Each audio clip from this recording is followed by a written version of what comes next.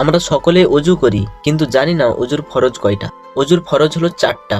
এই 4টা কাজের মধ্যে যদি একটাও বাদ যায় তাহলে কিন্তু অজুটা শুদ্ধ হবে না। এই 4টি কাজ কি কি?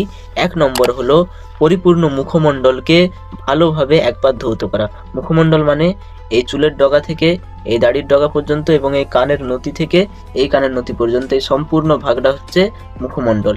এই মুখমণ্ডলটা ভালোভাবে একবার ধৌত করা। একবার ধৌত করা হচ্ছে ফরজ এবং 3বার ধৌত করা হচ্ছে সুন্নত। 2 নম্বর হচ্ছে 2 হাত। এই 2 হাতকে কনুই পর্যন্ত ধৌত করা। এই 2 হাতকে কনুই অবধি একবার ভালো করে ধৌত করা হলো ফরজ এবং 3বার ভালো করে ধৌত করা হলো সুন্নত।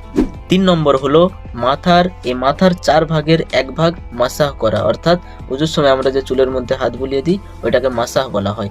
এই মাথার 4 ভাগের 1 ভাগ মাসাহ করতে হবে। আর 4 নম্বর হলো 2 পা গোড়ালি সহ ভালোভাবে একবার ধৌত করা।